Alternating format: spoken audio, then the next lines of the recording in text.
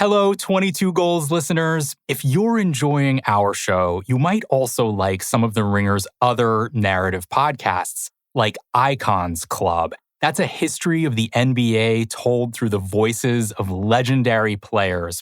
That Michael Jordan sure gives a great interview. Or maybe you'd like one of our culture narrative shows like Gene and Roger, which is about legendary movie critics Siskel and Ebert. Or you could listen to Gamblers, a show about people who make money off the most surprising stuff. Did you know you can gamble on chess? Also legendary, if you ask me. We like legendary stuff here at The Ringer, and we like you. Thanks for listening. This episode is brought to you by Anytime Fitness. We may talk a whole lot about sports, but when it comes to keeping fit ourselves, there's definitely room for improvement. I hit this point early July. I was just like, I am not in good enough shape. I started trying to walk at least 15,000 steps a day or hiking or just anything to keep my legs moving. Now it's the end of 2023. I feel great. I had a physical 3 weeks ago and the guy was like, you're doing great. You're doing better than you were 3 years ago. I felt great.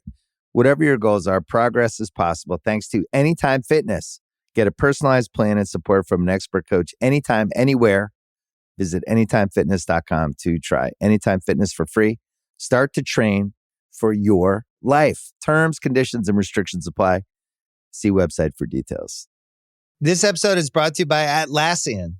Atlassian software like Jira, Confluence, and Trello help power global collaboration for all teams so they can accomplish everything that's impossible alone. Because individually we're great, but together we're so much better. Learn how to unleash the potential of your team at Atlassian.com. Atlassian.com. Atlassian. Tap the banner or visit this episode's page to learn more.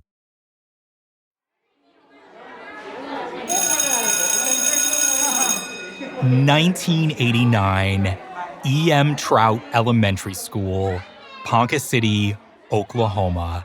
I am walking up the steps into the school, and I am nervous. My little 6th grade heart is rattling in my chest like a hamster wheel.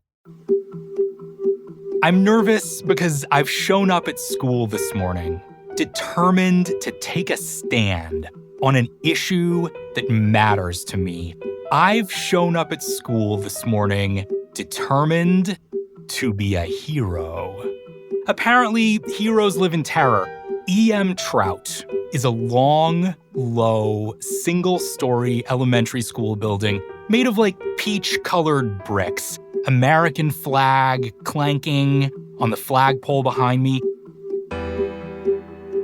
E.M. Trout, the guy the school is named after, was a local funeral home owner in Ponca City. Never entirely clear to me why the town named an elementary school after a leading area mortician. The other schools in town, mostly named after presidents. You got Jefferson, you got Washington, there's a Garfield, which is an interesting choice. I go to the funeral home school.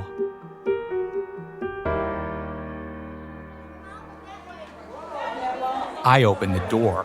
Other kids are streaming around me in the halls. Sounds of kids talking and laughing. My heart rate quickens. We're supposed to make puppets out of styrofoam balls in art class today. I can't even get excited about styrofoam balls. That's the level of my anxiety. Are all the other kids looking at me? I feel as if I have a spotlight aimed directly at my face. I'll tell you why.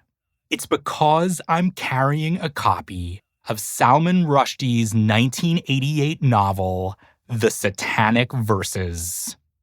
That's correct. The fatwa against Rushdie has just been made public. I'm here at my small-town Oklahoma grade school today to express my defiance to the supreme leader of Iran. This is important. I saw this on the news.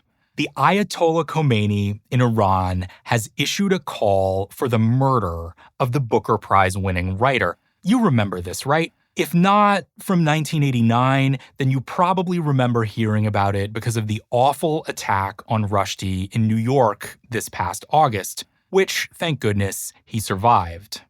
At 13, I have no idea what the prestigious British literary award, the Booker Prize, is, but books are the thing I love most in this world. You do not fuck with writers because I will get my mom to drive me to the bookstore so fast and also give me $20, hopefully, because I can't afford hardcovers on my allowance.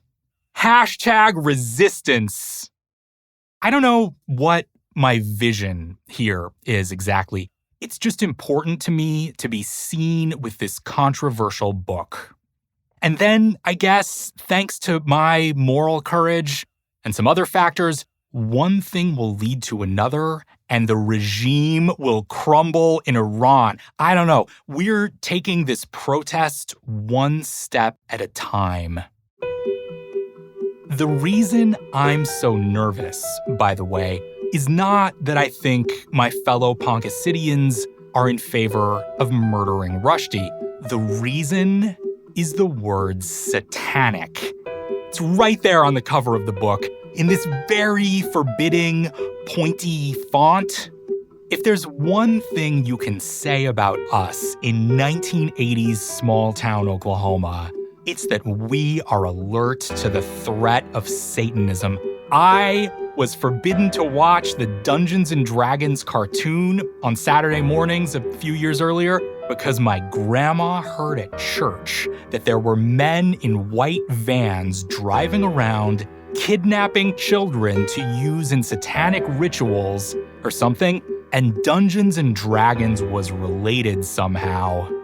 We see this threat everywhere we look. The word satanic on a book in the hands of a kid is definitely going to mean a trip to the principal's office. It might mean the governor mobilizes the state police. The more religious kids in my class will for sure tell me at recess that I'm going to hell when I die, which, to be fair, they do a lot anyway, because they are very religious, and I love Dungeons & Dragons cartoons. I walk into Mrs. McConaughey's classroom. I go to my seat. I put the book prominently on my desk. Heroism. Mrs. McConaughey comes into the room. I slide a folder over the book. Practicality. But no, if you're gonna fight for freedom of expression, you have to look tyranny in the eye. I remove the folder. I brace myself for the moment when Mrs. McConaughey sees the book, gasps, and declares before the whole class that I am definitely going to hell and maybe also detention. A few seconds later, Mrs. McConaughey walks by my desk. Her eye alights on the book. Moment of truth. She looks at the cover and says, "Oh, have you read this yet?" Have I read it? Well, no, ma'am, I have not. Too busy saving the world. And she pats the cover and says, "Tell me if you like it." And as far as I remember, that's the only time anyone said anything or noticed the book at all.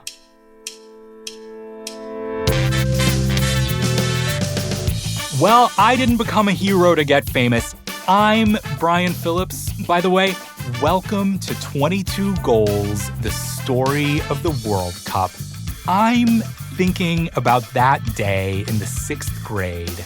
Not actually because I'm trying to make myself look like a hero.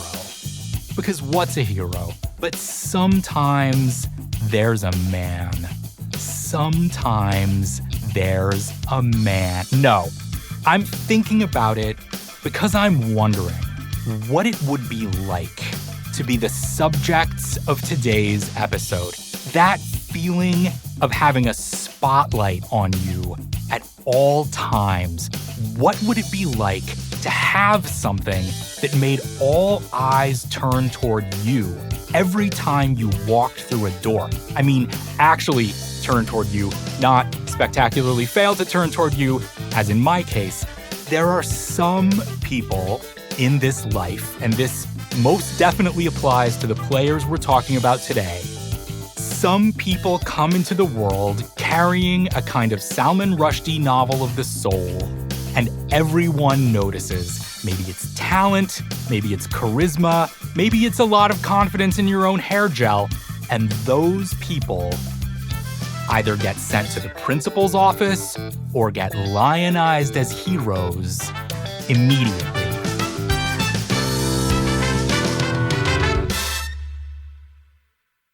What's that like?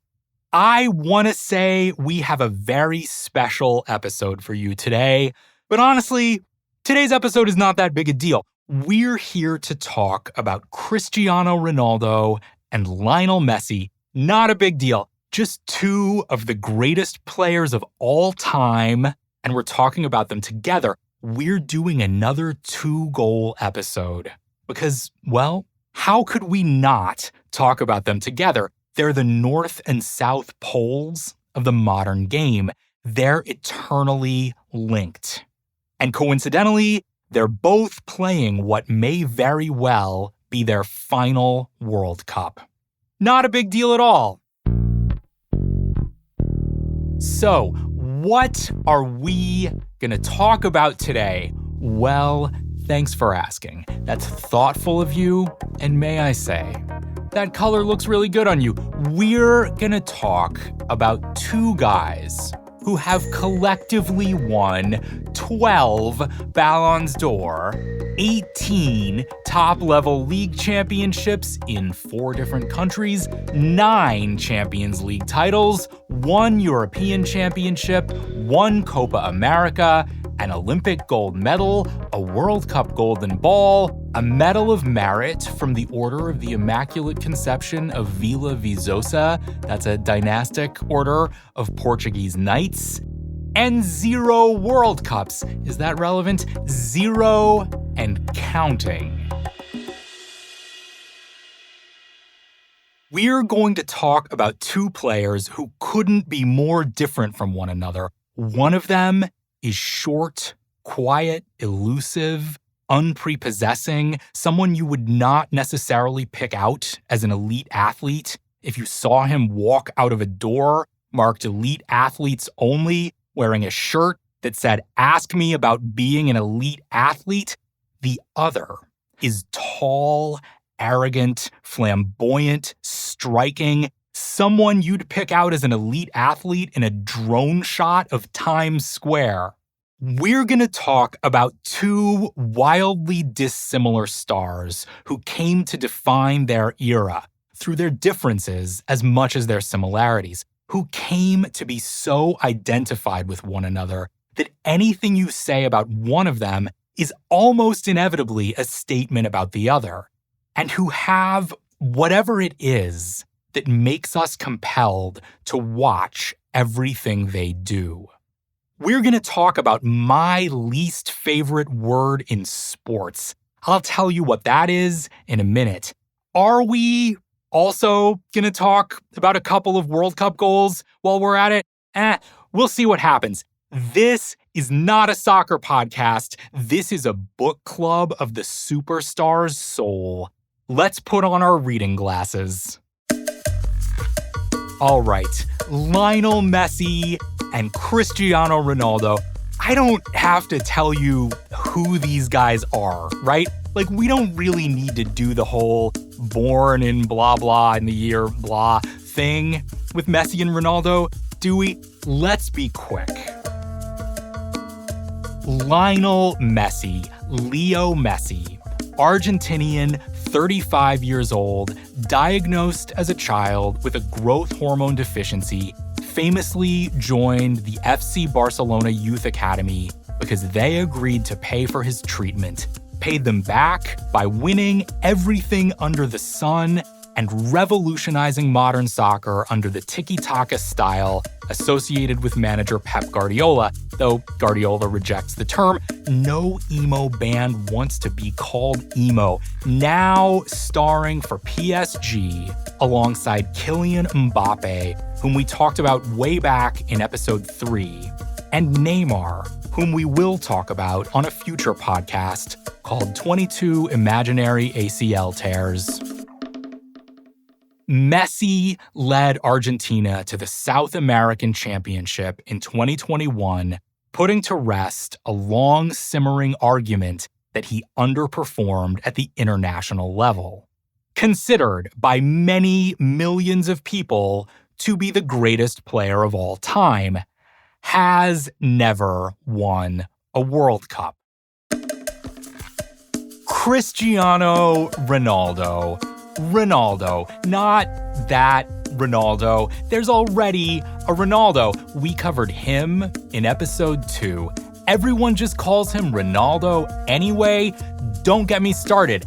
Portuguese, 37 years old, son of a cook and a gardener.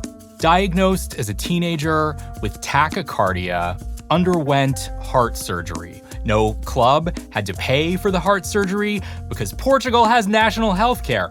Rose to international superstardom, playing for Manchester United from 2003 to 2009, then rose to something significantly beyond international superstardom, playing for Real Madrid, the hated rival of Lionel Messi's Barcelona.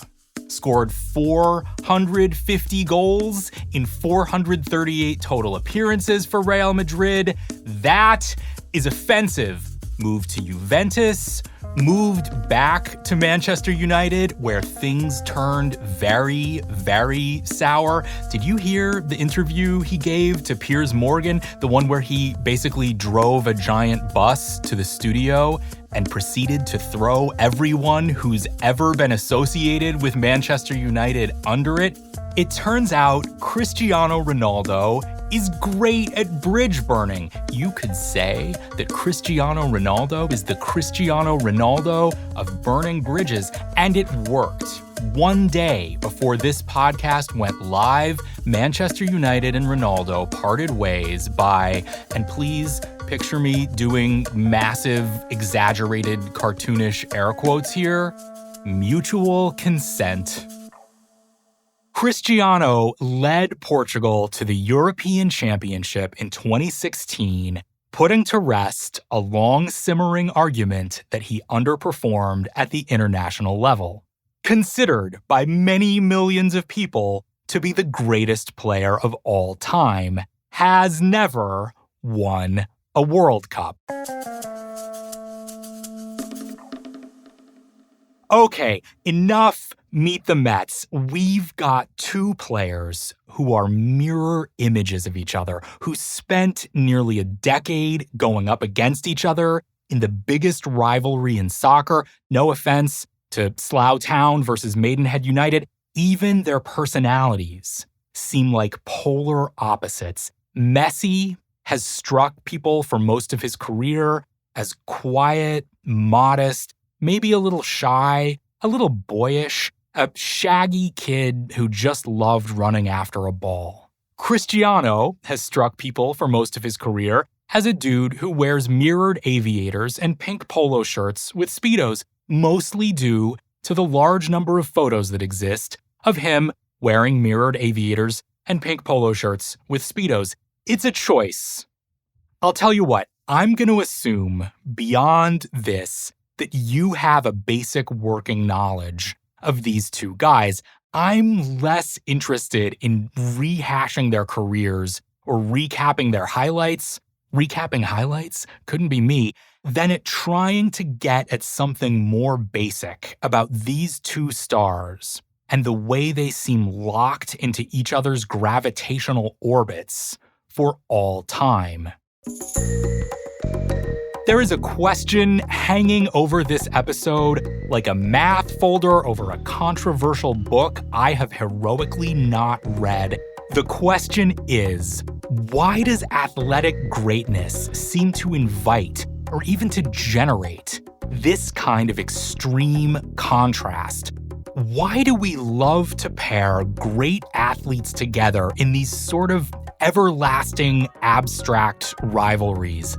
Ali and Frazier, Federer and Nadal, Larry Bird and Magic Johnson, Chris Evert and Martina Navratilova, Arnold Palmer and Jack Nicklaus, Nancy Kerrigan and Tanya Harding, kind of.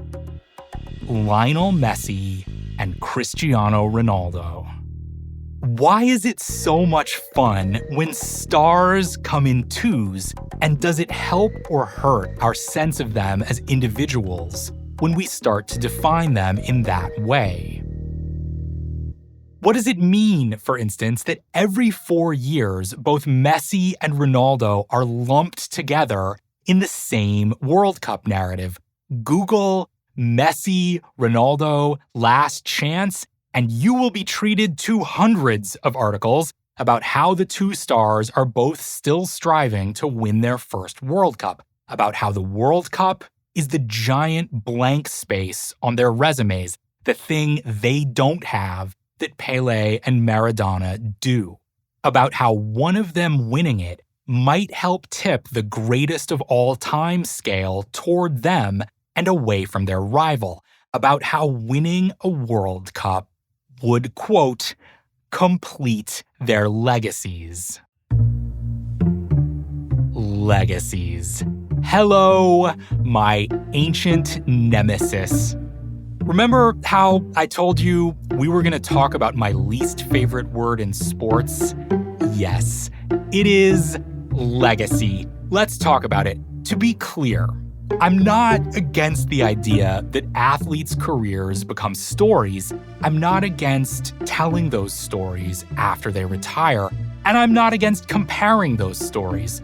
Some bodies of work are more impressive or more moving or whatever than others. That's all fine.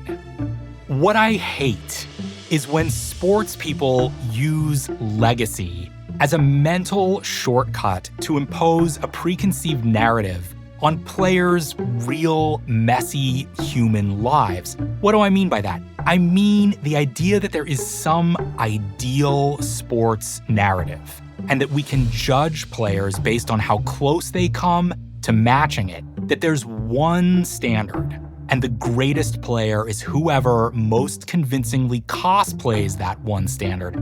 I don't like that at all. What's an example? Let's say Roger Federer. You used to hear murmurs when Federer was first starting to slip down in the rankings that he should retire now because it would tarnish his legacy to slip down the rankings. It's this Michael Jordan idea that if you're the best player ever, you're supposed to go out on top. And if you don't, if people see you losing to players you'd have beaten handily in your prime, it will somehow tarnish your memory. The ideal narrative is that you make the last shot, win the last tournament, whatever, and retire as the reigning champion. But that's so dumb. Roger Federer is not living some theoretical life where he's checking things off the generic athlete to-do list. He's living his own life. If he wanted to be the 32nd best tennis player alive at the age of 41, well, what's wrong with being the 32nd best tennis player alive if you're enjoying it? What's wrong with retiring when Federer chose to retire? I like the idea that athletes are all unique. They're writing their own stories, and we evaluate those stories on their own terms. And how we evaluate them after the fact shouldn't be such a huge factor in determining the choices an athlete makes in the present. When it comes to Messi and Ronaldo, the legacy conversation is really not that bad most of the time, but it's not great around the World Cup. What I get a little itchy about is when people use the World Cup to focus on scales of all-time greatness with Messi on one side and Renaldo on the other, when people assume that Ronaldo's career would be lessened if Messi won the World Cup or vice versa. Obviously, if you win the World Cup, that's great for your story. Of course it is. But the thing is, no matter how good you are at soccer, you're not solely in charge of whether you win the World Cup. You have teammates, etc. The thought experiment I always fall back on here is, what if the most talented player in the history of the world were born in the Federated States of Micronesia?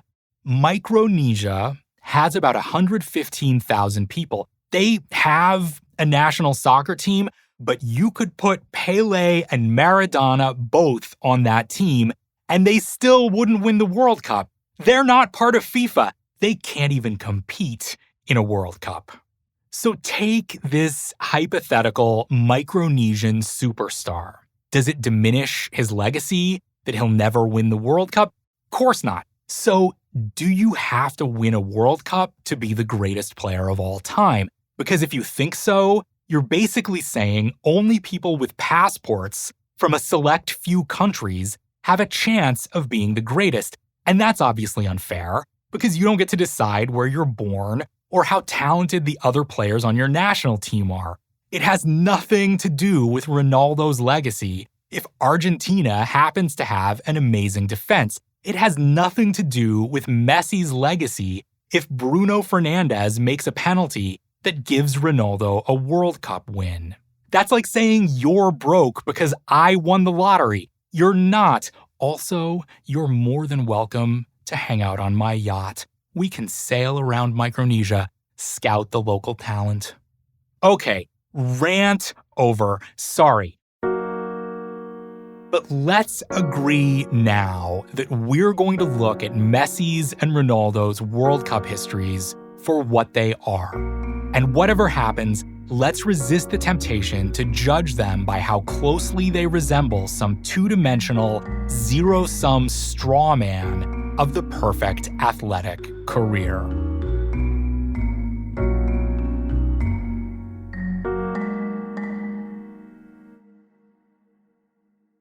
This episode is brought to you by State Farm.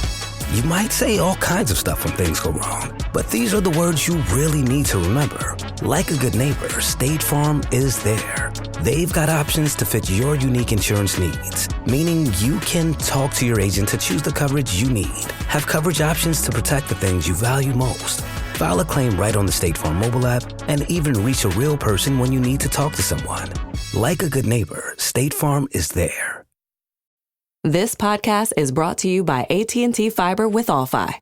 Something tells me that the guy watching sports for 13 hours straight on Sunday, who then stays up watching the recaps of those 13 hours, then calls his friends to talk about it, is definitely going to notice that half-a-second delay.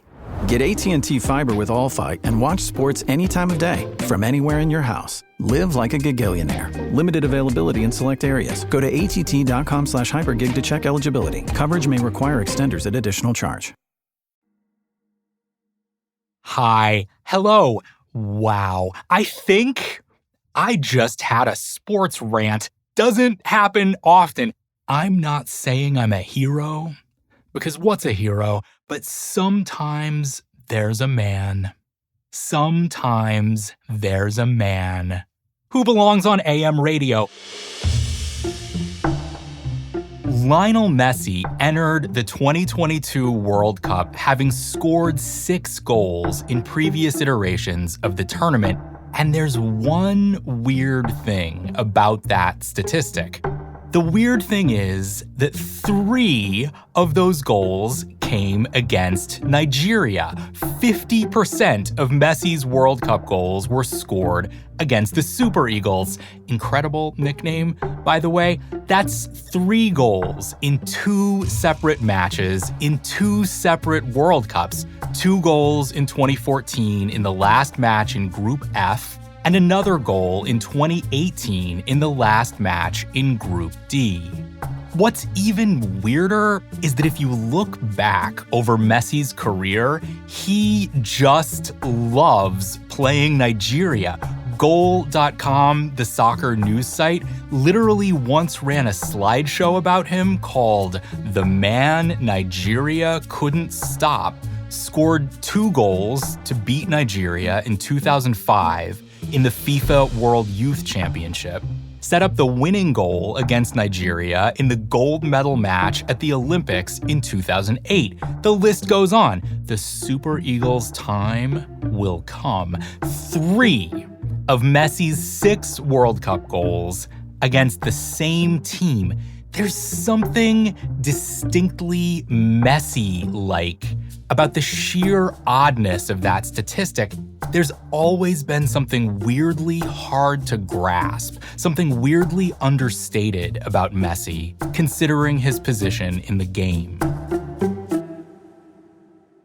If I ventured in the slipstream, I think about that Van Morrison line sometimes when I watch him play. Messi has just always seemed to belong in the slipstream. He's not overt. He's one of the hardest soccer players to describe because he seems to live in this sort of invisible world that's overlaid on top of the game. You know how Frodo slips on the One Ring and suddenly he's in that realm where everything is made out of like hissy white lines? Messi lives in hissy white line world all the time. There are parts of the game that as a fan, maybe even as a player, you're theoretically aware of but can't really see. Things like how time unfolds around a long pass, or how space is going to open up in a group of players reacting to the ball. You watch Messi, this little guy slightly hunched over, with his head kind of down and at an angle. And at first, he doesn't draw your eye at all. And then you slowly realize that all that incorporeal stuff you're only theoretically aware of is physically real to one person on the pitch, and it's him. I know that "I can see through time" is something you say as a joke, like you had a 3rd cup of coffee on a Wednesday morning and you're now suspended between interplanetary dimensions. Messi can see through time. This is not hyperbole. He's got the ball. He's moving toward the goal, and he very rarely runs head on at it. He's almost always slightly and strangely sidelong on an angle that doesn't quite make mathematical sense.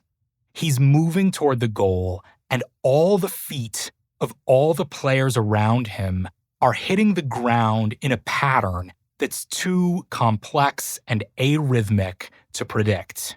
But Messi seems to see the pattern in his head like a drum solo in Whiplash. He moves past one player, he nutmegs another, he shoots just as one guy is lunging out with his foot, so the ball slides under him at the exact angle necessary to miss the goalkeeper's lunge by about a centimeter. You do that once, fine, that's luck. Lionel Messi scored 91 goals in 2012. That is not luck. And a lot of them,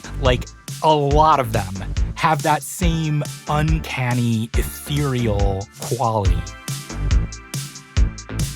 A Lionel Messi goal happens very slowly, even while the game is moving very fast. Messi's best-known World Cup goal is possibly the long-distance screamer he hit against Iran in 2014. Incredible LRB. You can hear the awe in the commentator's voice, but you don't have to listen for it because he tells you outright that no defense in the world could have stopped this goal. Messi shot! There is nothing at all that any team in the world can do about that. That was the year he won the Golden Ball as the best player in the Men's World Cup. Also the year he led Argentina to the final, where they lost to Germany 1-0 in extra time. The LRB against Iran was a beautiful shot, a long, curling strike that slipped between two defenders and arced into the net past the outstretched hands of Iran's goalkeeper Alireza Haghighi. You can hear the quality of the strike in the commentator's helpless yelp of pleasure as the ball hits the back of the net. With Messi, he'll go for goal here. Oh, my goodness gracious me. But for me, I think my favorite of Messi's 6 World Cup goals is the one he scored against Bosnia and Herzegovina in that same World Cup. It's not necessarily a better goal, but it's a goal that more clearly embodies what makes Messi so special to watch. So picture Messi with the ball. He's inside the Bosnia and Herzegovina half. I'm just going to call them Bosnia from now on for brevity's sake. No offense to you, Herzegovina. He's inside the half and he's running toward the right touchline. Again, at a slightly oblique angle, just dragging defenders a little out of their comfort zones. He passes to Gonzalo Higuain, and as soon as the ball is gone, he turns on the speed and cuts inside his nearest defender. Higuain, seeing that Messi has beaten one man and has a lot of green grass in front of him, plays the ball right back. Little 1-2. Messi keeps cutting inside, but again, at a slightly flatter angle than you might expect. He's got the Bosnian defensive midfielder Muhamed Besic, the guy he cut inside, glued to his hip, but on the wrong side of him, the side away from the goal. And the angle is such that for a few steps, it looks like he's running parallel to the 18-yard line, but he's actually getting closer to it. 4 Bosnian defenders now ahead of him, 2 of them directly between him and the goal. One of those 2, Ermin Bicakcic, comes out and tries to knock the ball away from him. Only Messi, and this happens all the time with Messi, is somehow not exactly where Bicakcic expected, even though he also doesn't appear to have altered his pace or direction. Bicakcic misses the tackle. He takes out Besic, the defensive midfielder. Those guys both hit the ground just as Messi shoots past the 3 remaining Bosnian defenders, past the windmilling Bosnian goalkeeper Asmir Begovic, and into the left side of the goal.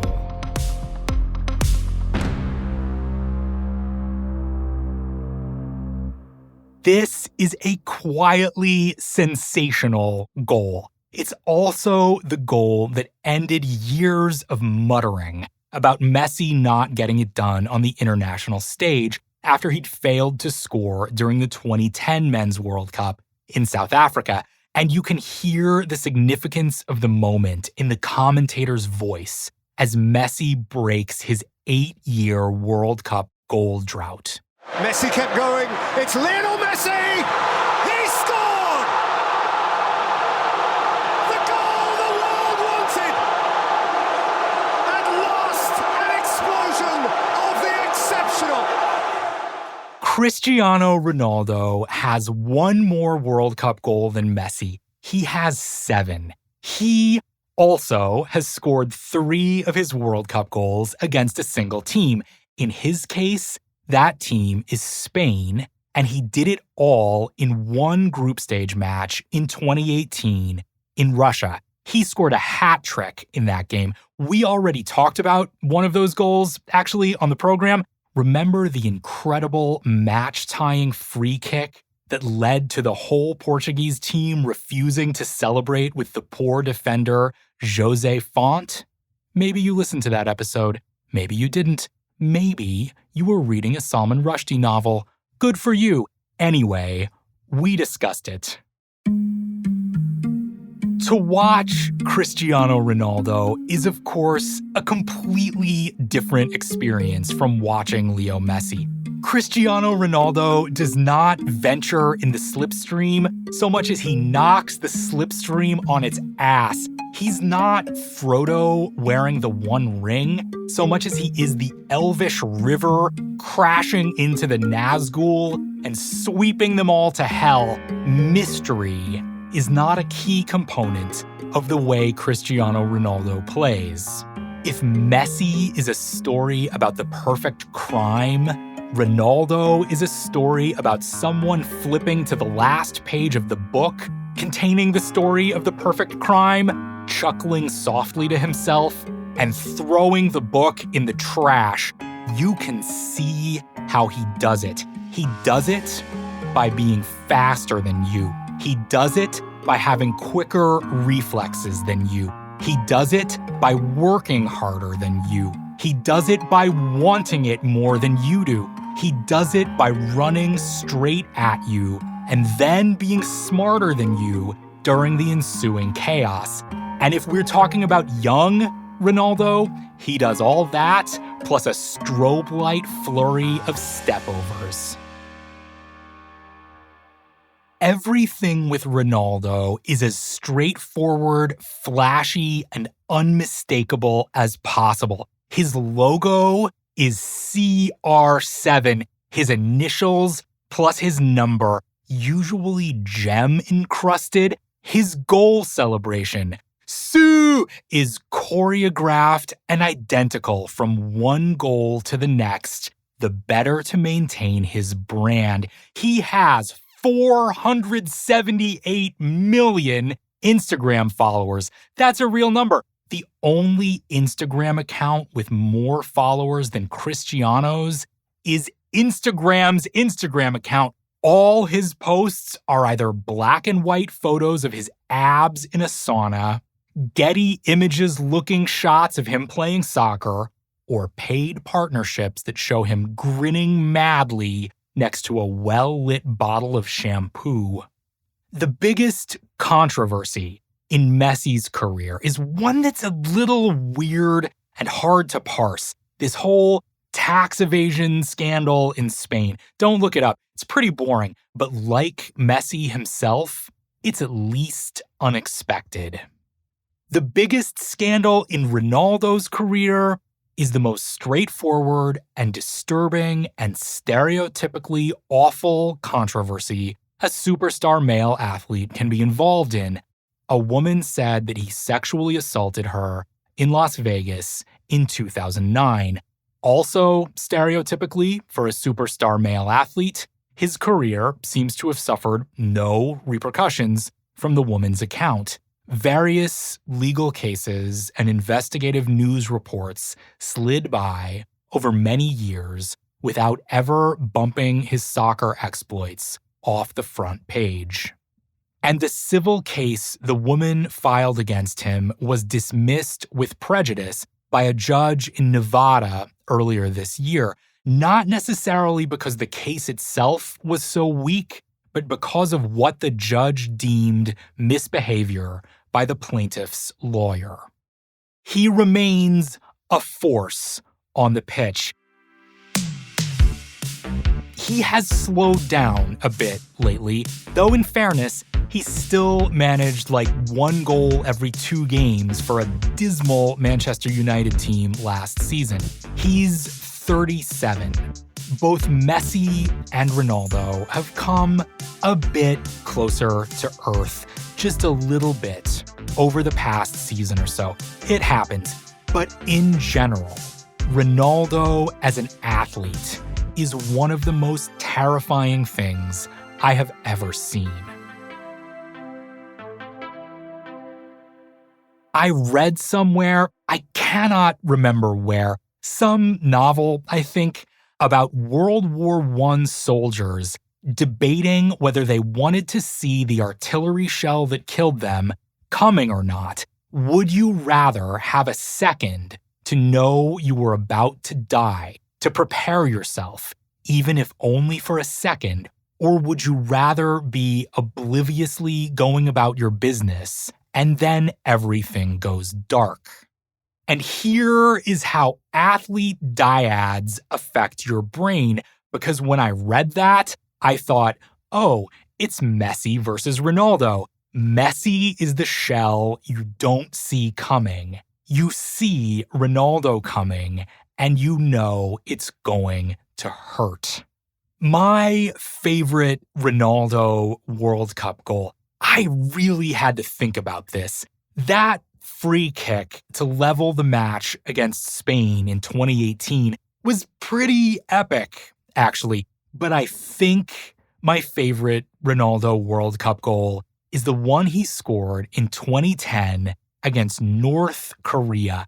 I had to think about it because this goal came in the final minutes of a 7-0 Portugal win. Not the biggest moment, not the toughest opposition. Still, it's just such a fun goal, and it's the essence of Renaldo as a soccer player. It's devastating. Hardly any other living person could pull it off, and it's an act of flagrant showing off. So okay, picture Cristiano in the middle of the pitch, breaking toward the North Korean box. There's been a scramble in midfield. The Portuguese striker Liedson has knocked the ball behind the North Korean defense, and now Liedson and Renaldo are also in behind the defense, racing after the ball. They're being chased by two North Korean defenders. It's chaos. The North Korean goalkeeper, Ri Myung-guk, comes charging forward toward the ball and slides down to stop it. The goalkeeper, the ball, and Renaldo all collide at the edge of the area. Renaldo's toe hits the ball first, and it skips up a little in the air, at which point it appears to hit the goalkeeper's leg. The ball bounces off Ri's leg and goes boinging up into the air just as the sliding Ri trips Renaldo up. Renaldo jumps to avoid him, and he's partially successful. He kicks his back leg way out behind him, so there are stills from this goal where he looks like the Flash in mid-sprint. But now, the ball is too high up for him to do anything with it. So as he's coming down, he ducks his head, which means the ball now falls down on his upper back. He's still running forward, but he's bent over, and the ball lands on the top of his spine. Still running forward, he straightens up in such a way that the ball flips up off his back, arcs over his shoulder, maybe grazes the top of his head, and lands at his feet in the perfect position for him to flick it into the open net. Goal.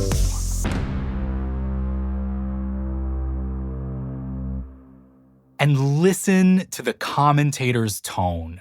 It's a little flat.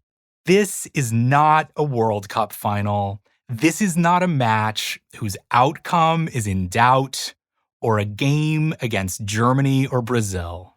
And stolen here by Liedson. It's Renaldo who's getting there first. It's 6. But they have indeed been magic. Not the highest stakes, but you know what? It's Cristiano Ronaldo. Cristiano Ronaldo was built to win games 7-0, and it's such a fun goal in the specific genre of fun that Renaldo specializes in, the sort of fun where you think, well, that's cheeky, and then you think, well, he can't possibly pull that off, and then he pulls it off, and then he looks at you like, yeah, I sure did. I still have the copy of the Satanic Verses I bought in the 6th grade. I never did read it. Sorry, Mrs. McConaughey. So I don't know if there's anything in it that would help me understand what it feels like to be one of the two most lionized footballers of the 21st century. Probably not. Probably not exactly what Rushdie was going for. My own career as a global hero was short-lived and anonymous, and likewise not very useful in putting me in their shoes.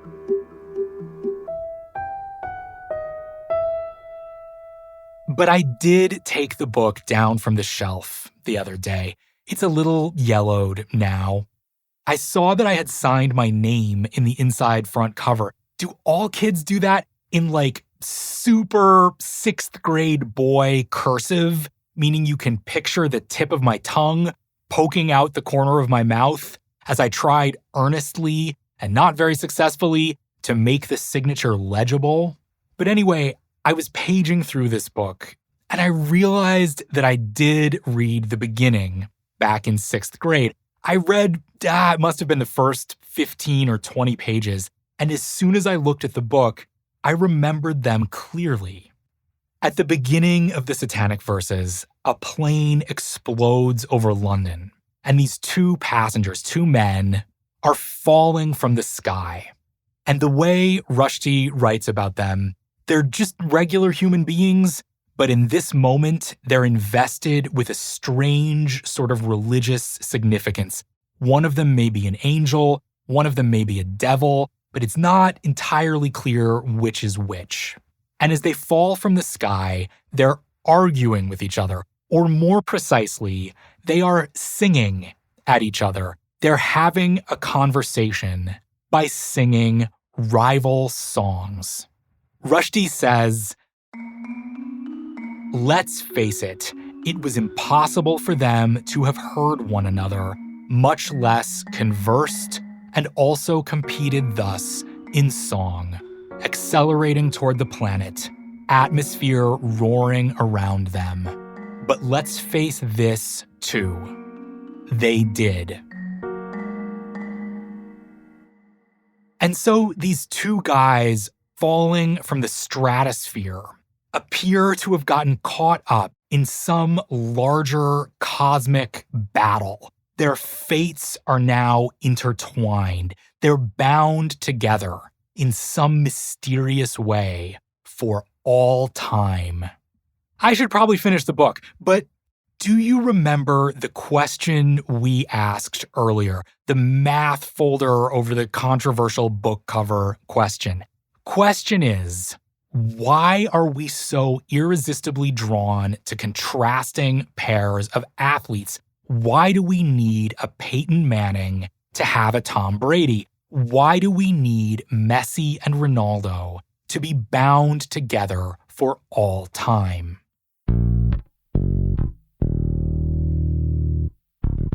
I think it has to do with what we were saying before about legacy.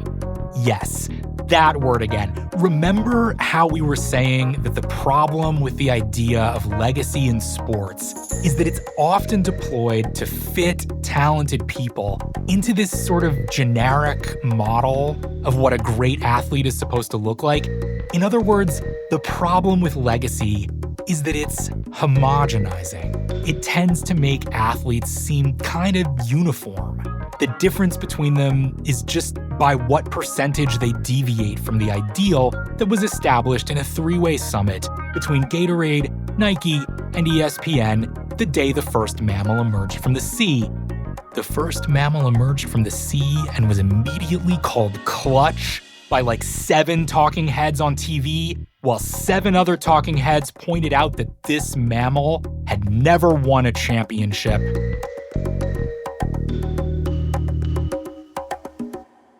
I don't know. I think one of the reasons we love these eternal athlete rivalries is that they give us an excuse to talk about differences, to really dive into what makes one star unlike another. And differences are what make things unique, to state the blindingly obvious. So in a weird way, Messi in a vacuum is just a bunch of stats to put next to Pelé's stats or Maradona's stats or whatever. But put Messi next to Renaldo, and now suddenly you get to talk about all the ways Messi stands out. You get to notice that subtlety, that uncanny sense of angles, that quietness, that odd calm he spreads all around him. And you get to look at Renaldo and say, oh, he's a virtuoso. He's a rock guitar solo in human form. He's a Greek statue with terrible taste in belt buckles. He thinks the world revolves around him, and all evidence suggests that he's right. And maybe neither of those descriptions gets at the true inner life of either player. Maybe neither says anything about what it's like to be Messi or Ronaldo, but they do something maybe more important to us. They give us a way to talk about what we feel when we watch them play.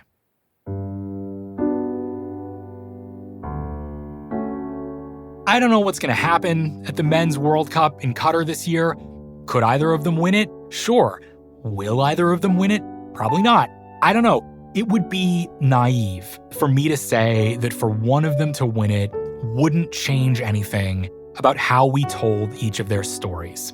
Of course it would, but I'm less worried about whether one of them will ever win the World Cup than I am intrigued by the prospect of seeing their differences play out, seeing the cosmic struggle play out on a big stage one more time, so we can see them more clearly by seeing them in the same World Cup, vying for the same trophy one last time. So that afterward, we can say, let's face it, it was impossible for them to have heard one another, much less conversed, and also competed thus in song. But let's face this, too. They did.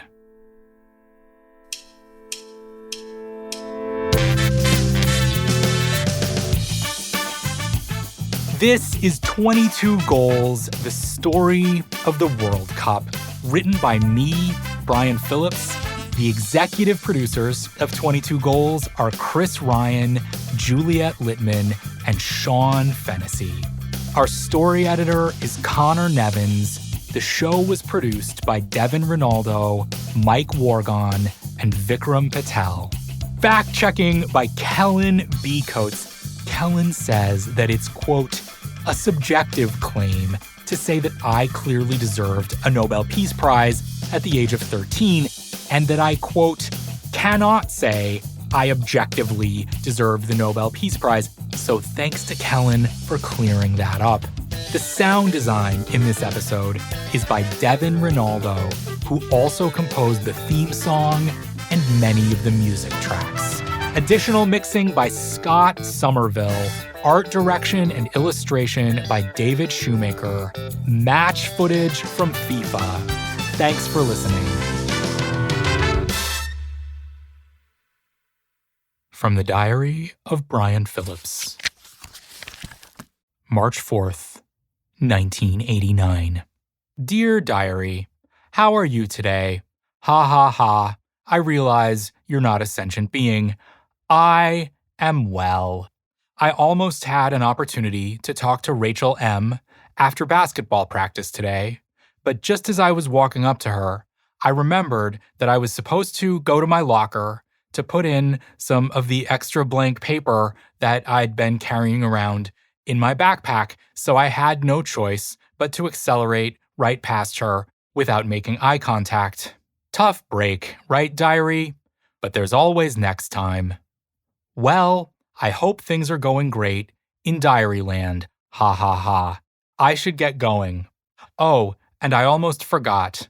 I have decided that tomorrow will be the day when I finally end the Cold War.